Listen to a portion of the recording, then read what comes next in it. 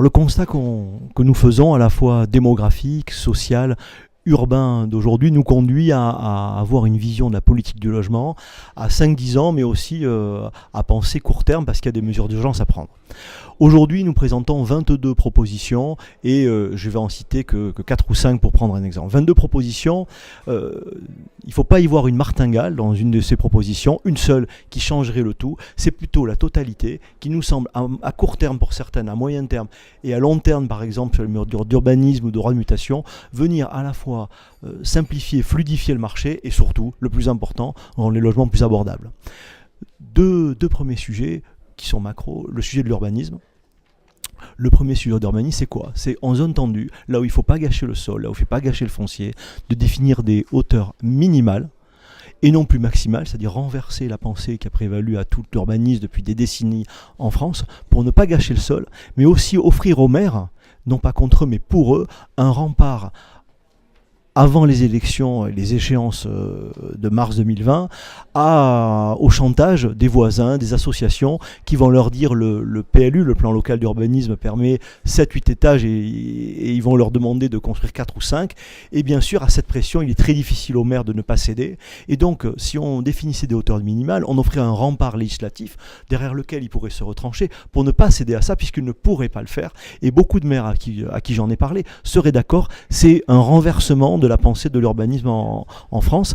Et puis ce qui me plaît bien aussi, et Nicolas Hulot aurait démissionné pour rien en parlant d'artificialisation des sols, qui sont que la conséquence de l'étalement urbain qu'on constate aujourd'hui. Comme c'est une mesure longue à appliquer, qu'on verra les effets à 5-10 ans, il est urgent de la mettre en place.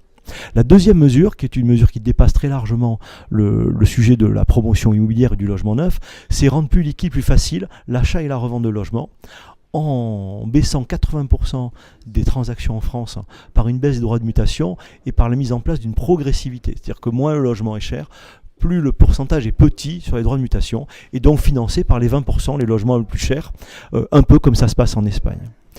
Deux mesures ensuite d'urgence à remettre en place l'année prochaine sur le logement très social.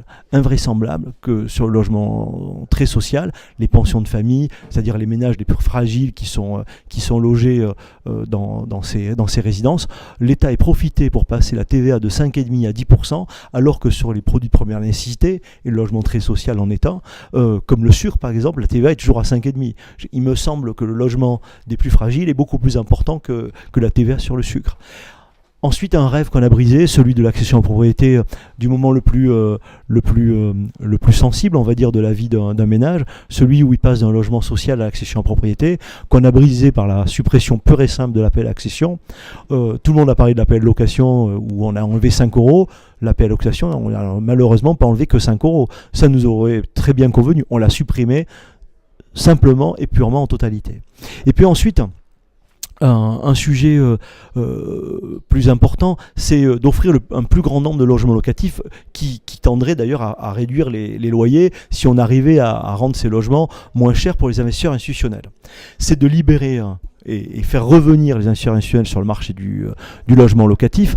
Pourquoi? Parce qu'à partir de 2005, en voulant trop protéger le locataire, peut-être un peu de manière démagogique, on a dissuadé des investisseurs institutionnels à acheter des résidences en entier, puisqu'on les empêchait, ou on rendait très difficile leur revente à terme.